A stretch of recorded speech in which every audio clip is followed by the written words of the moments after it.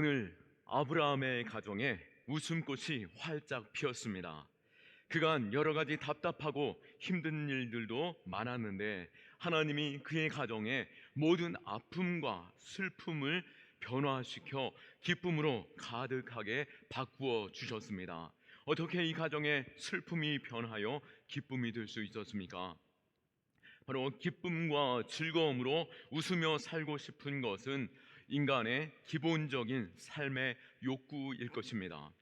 하나님은 우리의 몸을 웃을 때에 더욱더 건강하게 하시는 것도 우리 너무나도 잘 알고 있습니다. 사람이 웃으면 우리의 몸이 좋은 호르몬을 분비하면서 육신이 더욱더 활기차고 건강한 육신이 된다라고 합니다.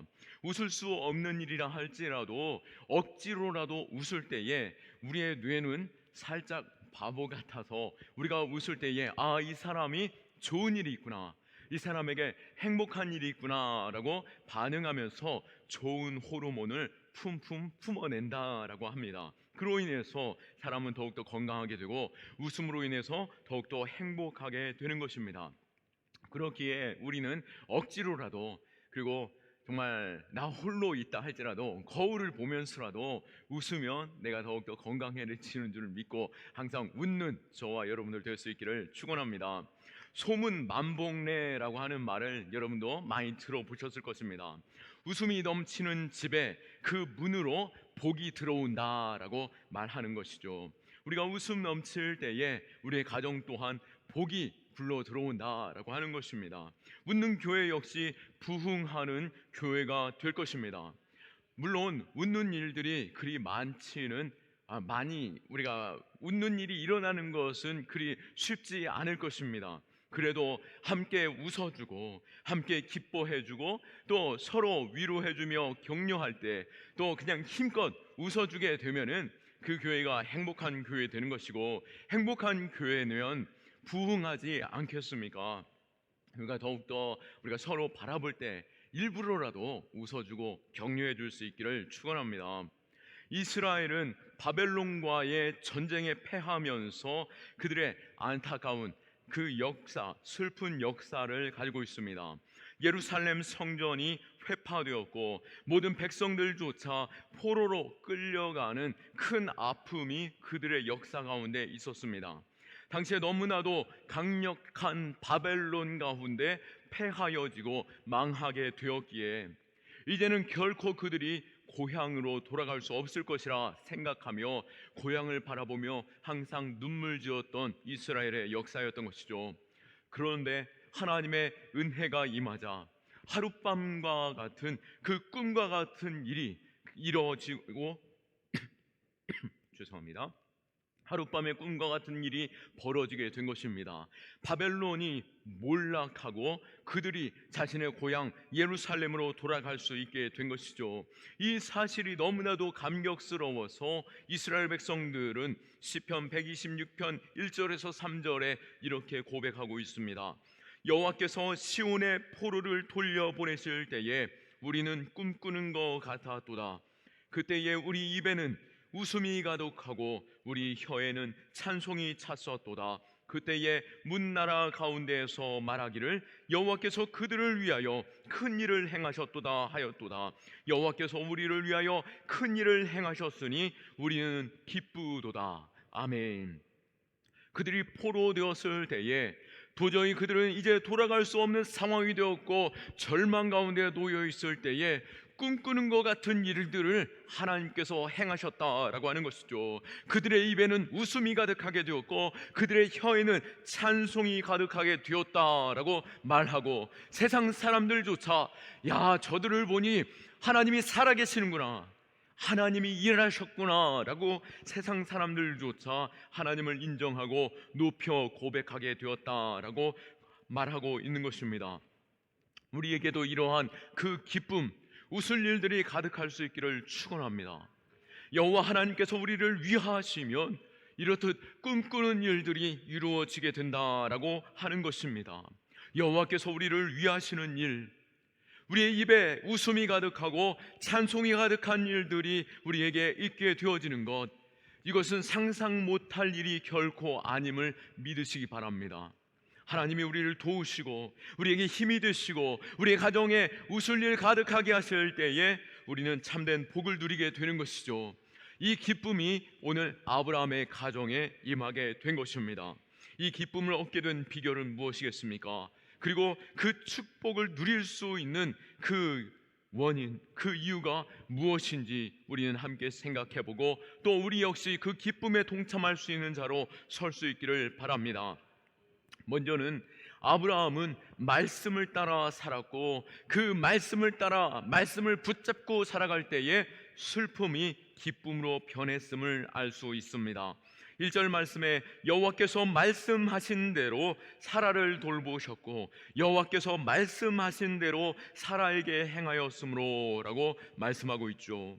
오늘 본문에서 여러 번 반복되는 구절이 있는 것이죠. 1절에서 4절까지 볼 때에 그 말씀대로 말씀하신 때에 말씀하신 대로라고 하는 이 말씀을 강조하는 단어가 벌써 4번이나 나오고 있다라고 하는 것입니다.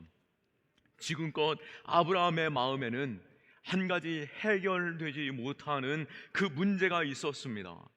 그것은 지금까지 하나님을 믿고 따라왔음에도 불구하고 그 마음 가운데 온전한 기쁨이 있지 못했는데요, 그 마음 한 곳에는 여전히 응답되지 않은 일이 있었기 때문이었습니다. 그러나 이제 그 모든 불안과 두려움과 고통, 그 슬픔, 남몰래 흘렸던 그 눈물은 사라졌고 그럼에도 불구하고 그가 붙들고 약속에 응답받았기에 그는 기뻐하며 찬송할 수 있게 된 것입니다. 하나님의 약속은 그 말씀대로 응답되어졌습니다. 그 말씀을 붙드는 심령에 모든 슬픔이 사라지고 기쁨 허락하시는 줄로 믿으시기 바랍니다. 아브라함은 언제나 말씀을 붙잡고 그 말씀을 따라 살아오는 삶을 살았습니다. 갈대아 우르의 우상 숭배하던 집안에서 하나님의 부르심을 따라 그 말씀을 따라 약속의 땅까지 나오게 되었습니다. 그리고 25년 전에 하나님의 그를 부르시고 말씀을 믿고 가라 하신 곳으로 가면 내가 너로 큰 민족의 아비가 되고 그 복의 근원 되게 하리라 라고 약속해 주셨습니다. 그 약속대로 하나님께서는 아브라함을 강성하게 하여 주셨고 주변 모든 사람들도 부러워할 만한 부와 또 그의 모든 지경이 확장되어지고 그를 통하여 그 지역의 많은 사람들조차 복을 누리게 되었습니다.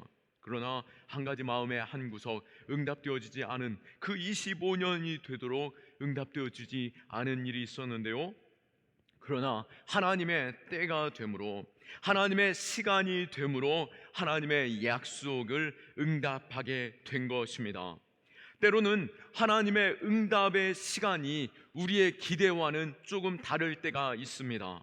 그러나 하나님은 말씀대로 반드시 응답하시는 분이심을 믿으시기 바랍니다.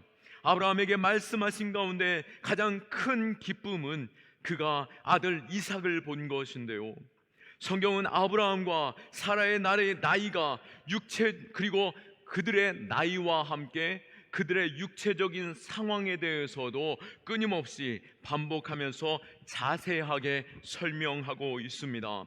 예를 들어서 창세기 18장 11절에도 아브라함과 사라는 나이가 많아 늙었고 사라에게는 여성의 생리가 끊어졌는지라. 아멘. 그가 이제는 아이를 낳을 수 있는 몸이 되지 못한다라고까지도 성경은 설명하고 있다라고 하는 것이죠. 그런데 오늘 이렇듯 자세하게 소개하는 그 이유가 무엇이겠습니까?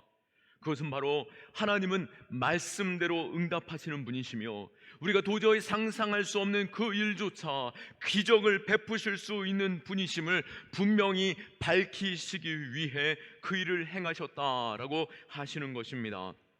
하나님의 말씀은 반드시 이루어짐을 믿으시기 바랍니다. 이사야 55장 10절에서 11절 말씀에 볼 때에 이는 비와 눈이 하늘에서 내려서 그리로 되돌아가지 아니하고 땅을 적셔서 소출이 나게 하며 싹이 나게 하여 파종하는 자에게는 종자를 주며 먹는 자에게는 양식을 줌과 같이 내 입에서 나가는 말도 이와 같이 헛되이 내게로 되돌아오지 아니하고 나의 기뻐하는 뜻을 이루며 내가 보낸 일에 형통함이니라. 아멘.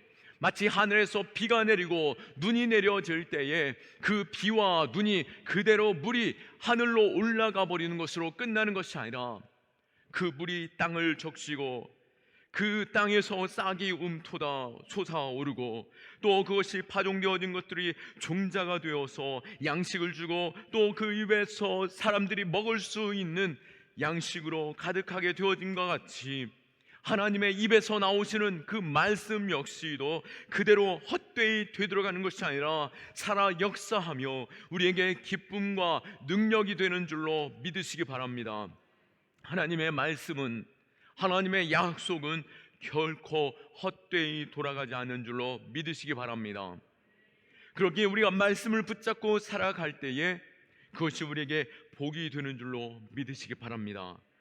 1절 말씀에 여호와께서 말씀하신 대로 사라를 돌보셨고 여호와께서 말씀하신 대로 사라에게 행하셨다라고 하시는 이 말씀을 우리는 기억하고 붙잡아야 하는 것이죠. 그리고 지금도 살아 역사하시는 하나님의 말씀을 붙잡는 자 되시기를 예수 그리스도의 이름으로 축원합니다. 복 있는 사람은 어떻습니까? 시편 1편 2절 말씀에도 오직 여호와의 율법을 즐거워하며 그 율법을 주야로 묵상하는 자로다라고 말씀하고 있습니다. 하나님의 약속의 말씀을 즐거워하고 그 말씀을 주야로 묵상할 때에 그는 복 있는 자 된다라고 말하고 있는 것이죠. 여러분 행복하기 원하십니까? 신명기 10장 13절에서도 내가 오늘 내 행복을 위하여 너희들의 행복을 위하여 너에게 명하는 여호와의 명령과 규례를 지킬 것이 아니냐라고 말씀하시면서 하나님의 말씀을 지키며 그것을 붙잡아 갈 때에 하나님께서 우리로 행복하게 하시겠다라고 약속하고 계시는 것입니다. 하나님의 말씀이 우리에게 임하고 우리가 그 말씀을 붙잡고 살아갈 때에 하나님께서 우리에게 큰 기쁨을 허락하여 주시고 삶의 평강과 행복을 허락하심을 믿고 말씀을 따라가고 말씀으로 인하여 복을 누리시는 저와 여러분들 될 수 있기를 축원합니다. 또한 아브라함이 슬픔이 변하여 기쁨 될 수 있었던 이유는 무엇이겠습니까? 그것은 바로 자신 안에 헛된 우상과 또 인간적인 욕심을 내려놓을 때 그것이 가능할 수 있었습니다. 오늘 본문 이후에 그의 가정에 또 다른 위기가 찾아오게 되었습니다.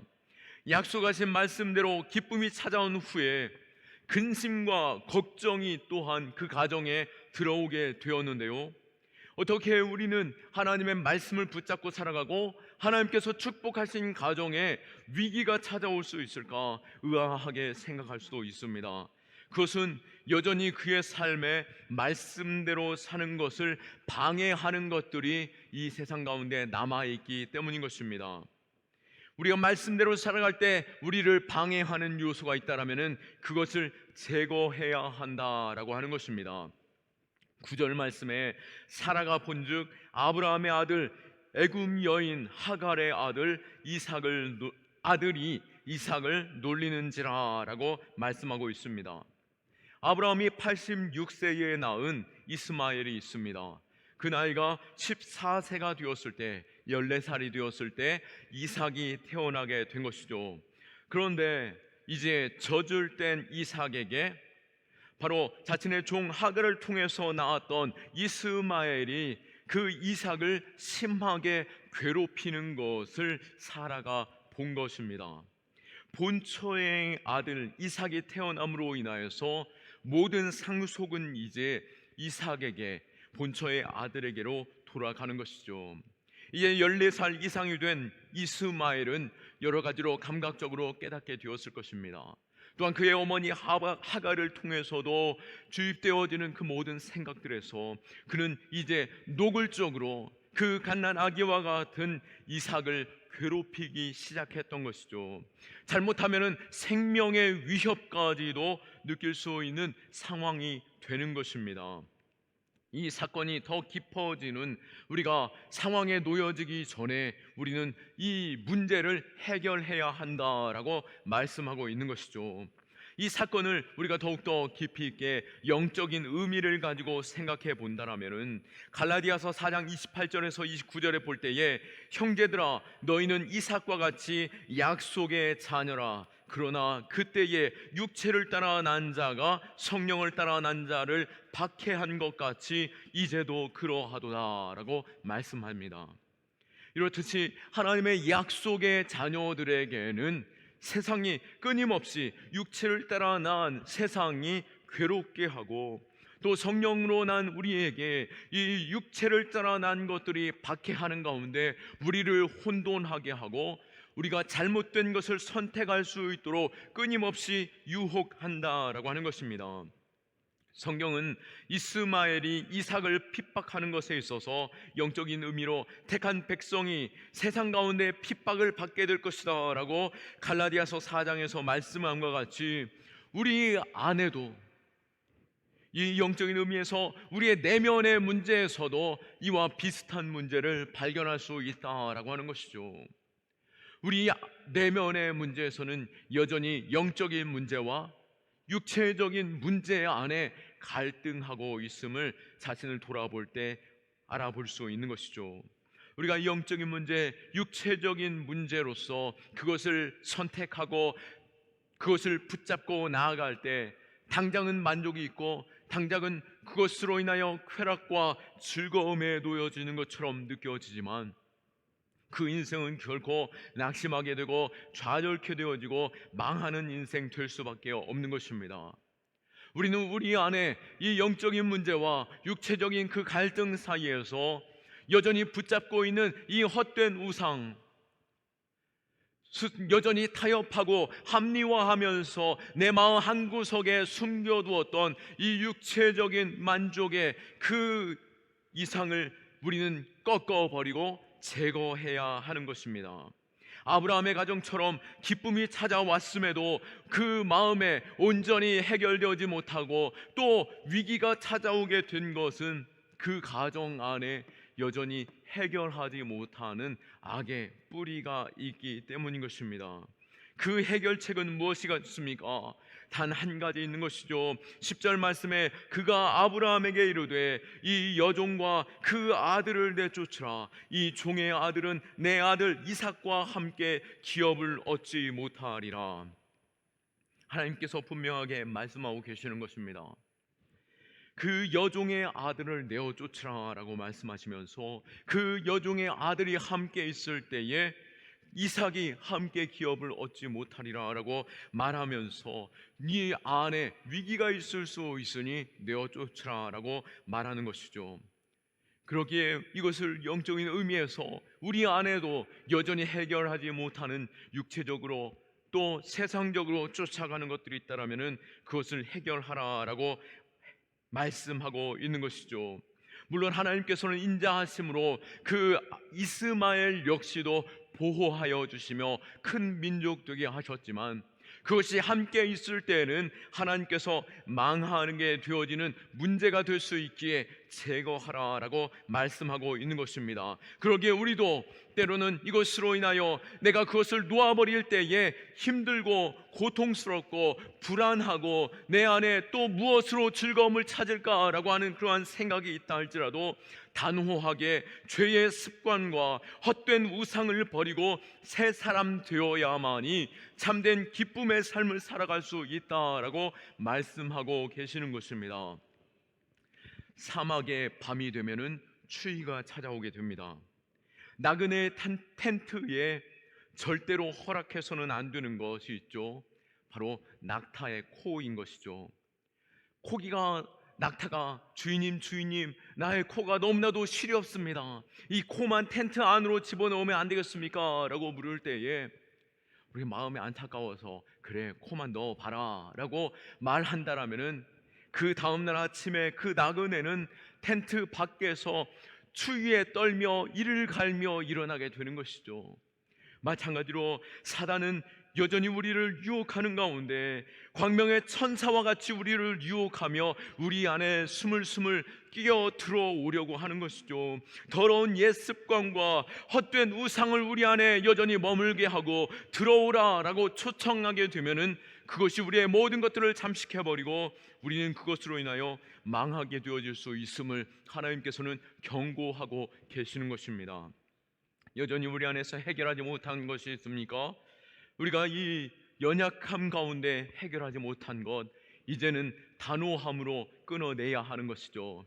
가정을 위해서, 또 교회를 위해서, 또 내 삶의 이후의 삶의 복을 위해서라도 우리는 지금의 아픔이 있다 할지라도 단호하게 끊어내야 하는 것입니다. 그 일들이 우리에게 있음으로 인하여 우리의 가정에, 직장에, 삶에, 우리 교회에 이러한 복이 있기를 축원합니다. 또한 아브라함의 가정에 이후에 큰 기쁨과 또 만족이 있을 수 있었던 이유는 무엇이겠습니까? 그것은 바로 세 번째로 세상에서도 인정함을 받을 때에 그의 가정에 기쁨이 계속되어지고 복의 가문 되어지는 것입니다. 또 성경에서 하나님께서 아브라함의 가정에 기쁨이 누릴 수 있는 이유에 대해서 전하고 있는데요, 22절 말씀에 보면은 그때의 아비멜렉과 그 군대 장관 비골이 아브라함에게 말하여 이르되 네가 무슨 일을 하든지 하나님이 너와 함께 계시도다 라고 말씀하고 있습니다. 아브라함은 주변 사람들에게도 인정받았습니다.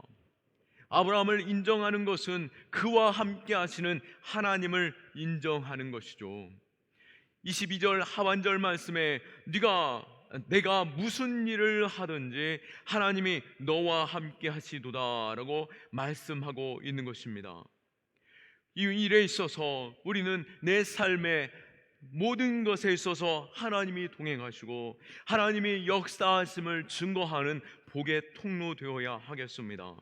내 삶에서 끊임없이 하나님이 살아계심을 증거하는 통로 되어야 한다라고 하는 것이죠. 당연히 보여지는 것도 필요하겠지만 또 내 입술의 고백과 내 삶에 있어서 하나님이 나를 도와주셨습니다 라고 하는 증거들이 있어야 하는 것이죠. 어찌 아브라함을 바라볼 때에 그냥 많은 사람들이 왜 저 사람은 형통케 되어지고 복을 얻을 수 있을까라고 질문하였을 때에 내가 하나님이 가라는 곳에 갔고 하나님께서 말씀하신 대로 내가 붙잡았을 때에 이 은혜가 내게 있었습니다 라고 그는 충분히 그 가나안 땅에서 말하는 자였기에 그 가나안이 이 땅 가운데 그 아브라함을 인정하고 축복하게 되었던 것입니다. 아브라함이 날로 번성하였고 그의 세력이 확장되어짐으로 그 지경이 넓어짐으로 인하여 그 주변의 모든 나라가 그 모든 지경이 두려움에 떨게 되었던 것입니다. 그래서 블레셋 왕 아비멜렉이 아브라함에게 찾아와 평화의 조약을 맺게 되는 것을 볼 수 있는 것이죠. 아브라함이 그만큼 인정받는 인물이 된 것이었습니다. 하나님의 택한 자녀가 믿음으로 살아갈 때 하나님께서 그 삶을 형통케 하시는 줄로 믿으시기 바랍니다. 하나님이 함께 하실 때에 사업도 관계도 삶의 지경도 하나님께서 축복하심으로 형통케 되어지고 질경이 넓어지는 은혜가 되어지는 것이죠. 하나님은 우리를 하나님의 자녀 삼아주시고 축복의 통로 삼아주신 줄로 믿으시기 바랍니다. 이를 위해서 하나님께서는 우리를 형통케 하시는 것입니다. 물론 이를 위해 우리로 준비케 하시는 시간이 있을 수 있습니다. 아브라함에게도 그를 형통케 하셨지만 이삭을 주시는 그 은혜는 하나님의 때, 하나님의 시간이 되었을 때에 이삭을 허락해 주셨던 것처럼 때로는 하나님께서 왜 나의 간절한 기도에 응답하시지 아니하시고 또 나로 하여금 이 모든 상황으로 낙심케 되어지는 상황으로 몰아가고 계실까라고 생각할 수 있는 것입니다. 그러나 이것은 분명히 하나님께서 우리를 준비케 하시는 과정이며 하나님께서 더 크신 영광 가운데 계시기 위하여 우리에게 시간을 주시는 것인 줄로 믿고 그를 믿음으로 따라갈 수 있기를 축원합니다.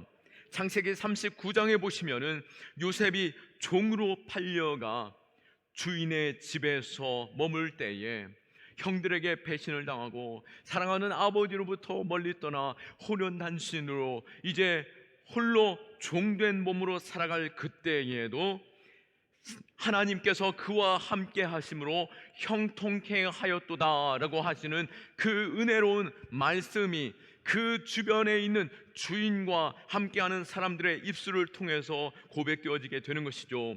또 주인의 오해가 있음으로 인하여 요셉이 깊은 감옥에 들어갔지만 그곳에서도 하나님이 그와 함께 하심으로 형통케 하셨도다라고 하시는 메시지가 전해지는 것을 볼 수 있습니다.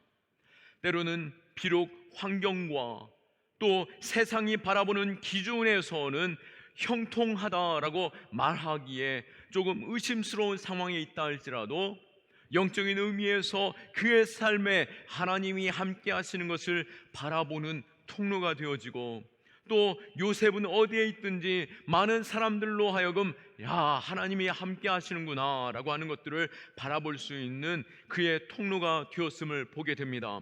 뿐만 아니라 결과적으로는 어떠한 은혜가 그에게 있게 되었습니까? 결과적으로는 요셉이 나이 30이 되어서 공직에 설 수 있는 나이가 참으로 인하여 하나님께서 그를 세워 바로 왕 앞에 서게 하셨다라고 하는 것입니다.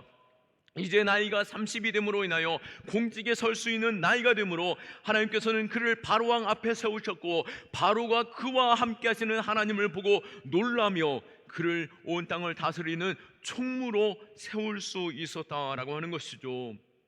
때로는 하나님이 늦추시는 것에는 분명한 이유가 있고 하나님의 뜻이 있음을 믿으시기 바라고 겸손히 하나님을 바라보며 믿음으로 나아갈 수 있기를 축원합니다. 결국 그때가 됨으로 인하여 요셉을 통해서 애굽이 복을 얻고 자신의 사랑하는 부모 형제와 자신의 민족이 형통케 되어지는 통로가 되게 되었다라고 하는 것이죠.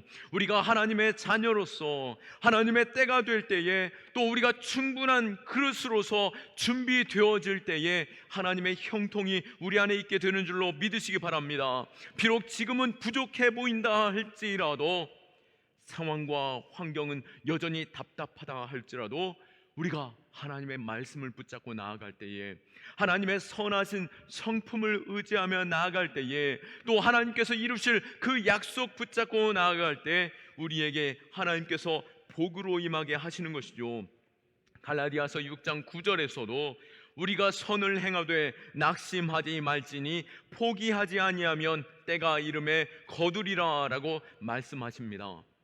말씀하신 자리에서 내가 사람들이 인정한다 할지라도, 인정하지 못하고 또 내 삶에 어려움이 찾아온다 할지라도 성실과 진실함으로 선을 행하고 하나님께서 맡겨주신 사명 충성을 다할 때 하나님의 때가 되므로 우리를 통하여 하나님께서 복되게 하시고 이 세상으로 복의 통로 되게 하신 줄로 믿으시기 바랍니다. 하나님께서는 우리를 세상의 빛과 소금으로 불러주셨습니다. 빛은 어둠을, 그 세상을 비추어야만 그 빛으로서의 가치가 있는 것이죠. 또 소금 역시도 그 맛을 잃어버리면은 버려져 쓰레기통에 들어가거나 또 사람들의 발에 밟힐 뿐인 것입니다. 우리는 세상 가운데 하나님이 나와 함께 하시고 하나님께서 나로 형통케 하시고 복의 통로 삼아주심을 믿고 세상 가운데 담대히 나아가 복음을 증거하고 하나님의 살아계신 그 증거들을 나타내는 통로로 설 수 있어야 할 것입니다. 우리는 세상에 휩쓸려 사는 자가 아니라 세상을 변화시키는 자로 살아야 하는 것이죠. 우리는 세상에서 온도계처럼 사는 자가 아니라 온도 조절계와 같은 자로 살아야 하는 것입니다. 온도계는 그 공간의 온도에 저절로 맞춰져서 그 온도 가운데 머물러 있는 것이죠. 그러나 온도 조절계는 온도를 높이면 그 주변의 온도조차도 높아지게 되는 것처럼 하나님께서 나를 통하여 우리 주변을 변화시키시고 나를 통하여 하나님의 복의 통로 되어지는 것, 그것이 바로 하나님이 우리에게 바라시는 것이며 우리를 부르신 이유인 줄로 믿으시기 바랍니다. 하나님의 때가 이르면은 하나님께서 우리가 낙심하지 아니하고 포기하지 않으며 선을 행할 때가 이르면 거두리라 라고 하시는 말씀과 같이 우리는 하나님을 바라보며 우리가 서 있는 그 자리에서 하나님을 증거하고 하나님의 선하심을 나타내 보이는 복의 통로되고 세상으로부터 인정함 받는 한 사람 한 사람 될 수 있기를 예수 그리스도의 이름으로 축원합니다. 말씀을 마칩니다. 아브라함의 가정에 여러 가지 답답한 상황 가운데, 힘든 상황 가운데에서도 또 때로는 하나님께서 응답이 자꾸만 더디 늦어지고 이제는 내 안에서 소망조차 찾을 수 없는 그때 하나님께서 그 간절한 소원을 응답해 주셨습니다. 어떻게요? 하나님의 말씀하신 대로 말씀을 따라가는 그 삶에 축복해 주셨고, 또 자신 안에 그 연약함, 또 여전히 반복되어지는 죄를 해결하고 끊어버릴 때 바꾸셨고, 세상으로부터 인정함을 받는 복의 통로로 서 있을 때 그러한 슬픔이 변하여 기쁨 되게 하신 것입니다. 우리가 오늘 이 말씀을 생각하는 가운데 주여 나를 들어 사용하여 주시고 하나님의 약속을 붙잡고 살아가는 믿음 되게 하여 주시며 우리 안에 여전히 버리지 못한 그 죄악조차 단호하게 끊어버림으로 내 삶에 기쁨 넘치고 내 가정과 직장과 내 모든 영역 가운데 주님의 선하심을 증거하는 통로 되게 하여 주옵소서. 내 삶에 기쁨 허락하여 주옵소서. 간절히 구하며 복을 누리시는 저와 여러분들 다 되시기를 예수 그리스도의 이름으로 축원합니다. 아멘. 우리 하나님께 영광의 박수 올려드리겠습니다.